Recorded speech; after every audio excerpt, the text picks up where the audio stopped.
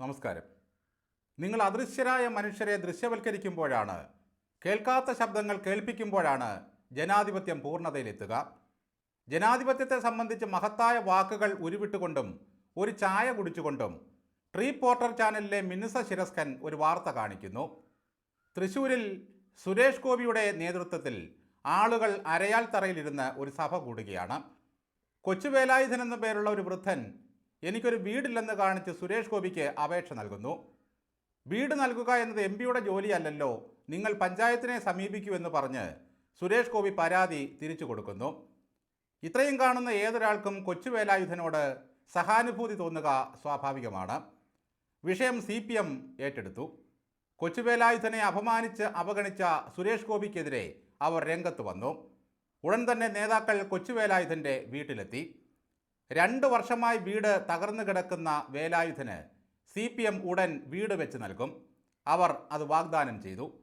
നവകേരളം ഉന്മാദയാത്ര അതുവഴി വന്നപ്പോൾ സഖാക്കൾ എന്താണ് ബഹുമാനപ്പെട്ട മുഖ്യമന്ത്രിക്ക് കൊച്ചുവേലായുധനെ കൊണ്ട് ഒരു നിവേദനം കൊടുപ്പിക്കാതിരുന്നത്?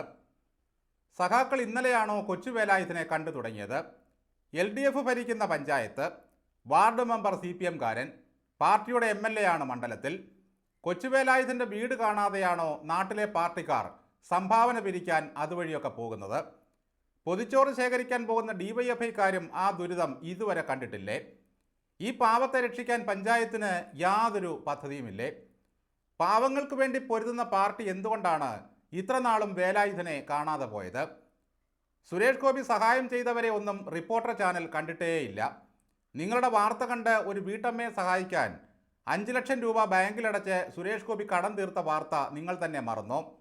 സുരേഷ് ഗോപി സഹായിക്കാൻ വന്ന കാര്യങ്ങൾ നിങ്ങൾ തന്നെ അന്ന് വലിയ വായിൽ വിളിച്ചു പറയുകയും നന്ദി പറയുകയും ചെയ്തതാണല്ലോ. എന്തായാലും സുരേഷ് ഗോപി തള്ളിയ പരാതി CPM ഇരു കൈകളും നീട്ടി സ്വീകരിച്ചു. പാർട്ടി ഉണ്ടാക്കാൻ പോകുന്ന വീട്ടിൽ കൊച്ചുവേലായുധൻ സുഖമായി കഴിയട്ടെ എന്ന് നമുക്കും ആശ്വസിക്കാം. സുരേഷ് ഗോപിയെ കൊണ്ട് കൊച്ചുവേലായുധനുണ്ടായ ഒരു പ്രയോജനം നോക്കണേ. നല്ല കാര്യത്തെ കൈയടിച്ച് പ്രോത്സാഹിപ്പിക്കുക തന്നെ വേണം. വേലായുധൻ്റെ കയ്യിലിരിക്കട്ടെ എന്ന് നാട്ടിൻപുറത്ത് ഒരു പറച്ചിലുണ്ട്. പാവം വേലായുധനെ വെച്ച് രാഷ്ട്രീയം കളിക്കുന്ന CPMൻ്റെ വേല കയ്യിലിരിക്കട്ടെ. സുരേഷ് ഗോപി ക്രൂരനായ ഒരു മനുഷ്യനാണെന്നും ഞങ്ങൾ കരുണാമയന്മാരാണെന്നും കാണിക്കാനുള്ള ഒരു അടവ് നയം മാത്രമാണ് നിങ്ങളുടേത്. സുരേഷ് ഗോപി ദയാരഹിതമായി ഈ അപേക്ഷ നിരസിച്ചത് എത്ര കാര്യമായി? അല്ലെങ്കിൽ CPM എന്ന പ്രസ്ഥാനത്തിൻ്റെ ആത്മാർത്ഥത ആരും അറിയാതെ പോകുമായിരുന്നു. റിപ്പോർട്ടർ ചാനലുകാരനും അവരുടെ റിപ്പോർട്ടറും കൊച്ചുവേലായുധനും പറയുന്ന ഒരു കാര്യമുണ്ട്. സുരേഷ് ഗോപി ആ അപേക്ഷ കൈനീട്ടി അങ്ങ് വാങ്ങിയാൽ മാത്രം മതിയായിരുന്നു. വീട് തന്നില്ലെങ്കിലും സാരമില്ലായിരുന്നു.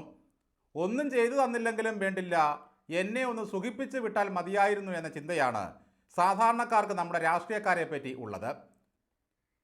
ആടിന് പഴം നീട്ടും പോലെ നാളെ വാ മറ്റന്നാൾ വാ എന്ന് പറയാതെ ഇതെനിക്ക് കഴിയുന്ന സംഗതിയല്ല, പഞ്ചായത്തിനെ സമീപിക്കുമെന്ന് പറഞ്ഞതാണ് കുറ്റമായത്.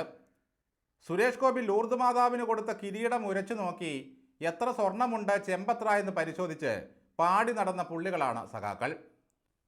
കൊച്ചുവേലായുധൻ്റെ അപേക്ഷ വാങ്ങി വെച്ചിട്ട് സുരേഷ് ഗോപി എന്തുകൊണ്ട് വീട് വെച്ച് കൊടുത്തില്ല എന്ന് തിരക്കിയിറങ്ങാനുള്ള അവസരമാണ് ഇല്ലാതായത്. CPMൻ്റെ മാനുഷിക മുഖമൊന്ന് പുറത്ത് കണ്ടിട്ട് എത്രയോ നാളായി. പണ്ട് അഭിമന്യുവിന് വേണ്ടി കോടികൾ പിരിച്ചതും വീടുണ്ടാക്കിയതും കുറച്ചെടുത്ത് പുട്ടടിച്ചതുമൊക്കെ നമ്മുടെ മുമ്പിലുണ്ട്. കരുവന്നൂർ കൊള്ളയ്ക്കെതിരെ സുരേഷ് ഗോപി പദയാത്ര നടത്തിയതുകൊണ്ട് കുറച്ചു പേർക്ക് കൊള്ളപ്പണം തിരിച്ചു കിട്ടി. സുരേഷ് ഗോപി നിരസിക്കുന്നതിനെയെല്ലാം ഏറ്റെടുത്ത് CPM മാതൃകയാവണം. മറിയക്കുട്ടി ചട്ടിയെടുത്തപ്പോൾ എത്ര കോൺഗ്രസ്സുകാരാണ് ഓടിച്ചെന്നത്? സുരേഷ് ഗോപി നേരത്തെ ഏറ്റെടുത്തതുകൊണ്ട് TN പ്രതാപനൊക്കെ വലിയ പരാജയമായി. കോൺഗ്രസ്സുകാർ വീട് വെച്ചു കൊടുത്തിട്ടും അവർ പോയി BJP ആയി. കൊച്ചുവേലായുധൻ്റെ ദൈന്യം പറഞ്ഞ് സുരേഷ് ഗോപിയുടെ ധാർഷ്ട്യത്തെ വിമർശിച്ച അരുൺ സാർ എന്താണ് നിങ്ങളുടെ മുതലാളിയോട് പറഞ്ഞ് കൊച്ചുവേലായുധനൊരു വീട് വെച്ച് കൊടുക്കാത്തത്? 130 കോടി കൊടുത്തിട്ടും വേണമെങ്കിൽ ഇനിയും തരാമെന്ന് മെസ്സിയോട് പറഞ്ഞ മുതലാളിക്ക് എത്ര ഈസിയായി ചെയ്യാവുന്ന കാര്യമാണിത്. നമ്മുടെ മുഖ്യമന്ത്രിയൊക്കെ ആണെങ്കിൽ പാവങ്ങൾ ചെന്നൊരു പരാതി കൊടുത്താലുണ്ടല്ലോ, തിരിച്ചു വീട്ടിലെത്തുന്നതിന് മുമ്പ് പരിഹാരം കണ്ടിരിക്കും. വീടില്ല എന്ന് പറഞ്ഞ് പരാതിപ്പെട്ടാൽ തിരികെ എത്തുന്നത് ഒരാർഭാട മന്ദിരത്തിലേക്കായിരിക്കും നമ്മൾ. ജോലിയില്ലെങ്കിൽ പിറ്റേന്ന് തന്നെ ജോലി. സാധുക്കളായ KV തോമസിനും P സരിനുമൊക്കെ എത്ര പെട്ടെന്നാണ് ജോലി കൊടുത്തത്. ചികിത്സിക്കാൻ കാശില്ല എന്ന് പറഞ്ഞാൽ അപ്പോൾ തന്നെ സർക്കാർ ഏറ്റെടുക്കുകയായി.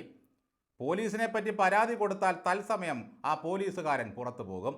ഇതൊക്കെ കണ്ടുപഠിക്കണം സുരേഷ് ഗോപി. ഇതൊക്കെ ഒരു പാഠമായി കണ്ട് കിട്ടുന്ന അപേക്ഷയെല്ലാം കൈനീട്ടി വാങ്ങാൻ ശ്രമിക്കണം. പണ്ട് മന്ത്രി ബിന്ദു ചെയ്ത പോലെ കാറിൽ പോകുമ്പോൾ ഓരോന്നെടുത്ത് പറത്തിക്കളയണം. ഒന്നും പറ്റില്ല എന്ന് ഒരാളോടും പറയരുത്. അതാണ് ജനാധിപത്യത്തിൻ്റെ ഒരു ട്രിക്ക്. നിങ്ങൾക്ക് അതറിയില്ല. എപ്പോഴും ആക്ഷനും കട്ടിനും ഇടയിലാണ് ജീവിതം. നിങ്ങൾ കിടന്നോ, ഞാൻ പുതപ്പിക്കാമെന്ന് പറഞ്ഞ് ഇങ്ങനെ പ്രോത്സാഹിപ്പിച്ചുകൊണ്ടേയിരിക്കണം. സുരേഷ് ഗോപി തള്ളുന്നതിനെയും കോൺഗ്രസ് തള്ളുന്നതിനെയും എല്ലാം എടുത്ത് ഒരു മേള തുടങ്ങിക്കഴിഞ്ഞു CPM.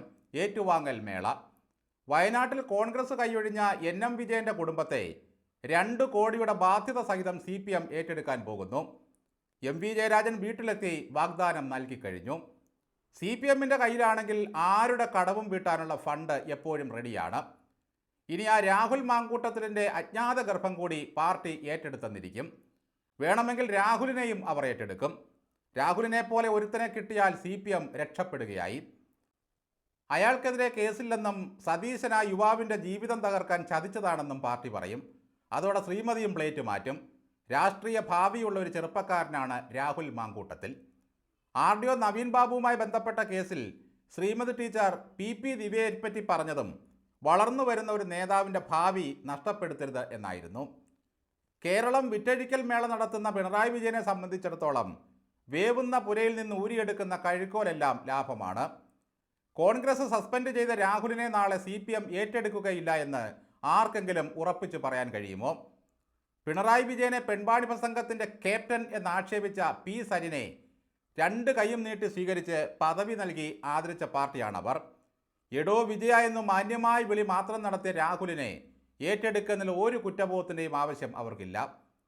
200 ദിവസം സമരം പിന്നിട്ട പാവം ആശാസമരക്കാരെ സർക്കാരിനെ കൊണ്ട് ഏറ്റെടുപ്പിക്കാനും സുരേഷ് ഗോപിക്ക് മാത്രമേ ഇനി കഴിയൂ. 10 പൈസ ഈ വർഗത്തിന് കൊടുക്കരുതെന്നും പാട്ടകിലേക്ക് സമരം നടത്താതെ വീട്ടിൽ പോയെന്നും പറഞ്ഞ് ആക്ഷേപിച്ചാൽ മാത്രം മതി. അതോടെ കണ്ണു തുറക്കാത്ത ദൈവം കണ്ണു തുറക്കും. വീണ ജോർജ് ഓടിയെത്തി അവരെ ചേർത്ത് പിടിക്കും. പാവങ്ങളെ ആക്ഷേപിച്ച സുരേഷ് ഗോപി മുന്നയാണ് എന്ന് പറയും. സർക്കാർ ഒപ്പമുണ്ടെന്നും ഇന്നു മുതൽ 100 രൂപ കൂടുതൽ തരാം, പോയി പണി തുടങ്ങിക്കോളൂ സഖാക്കളെ എന്നും പറഞ്ഞെന്നിരിക്കും.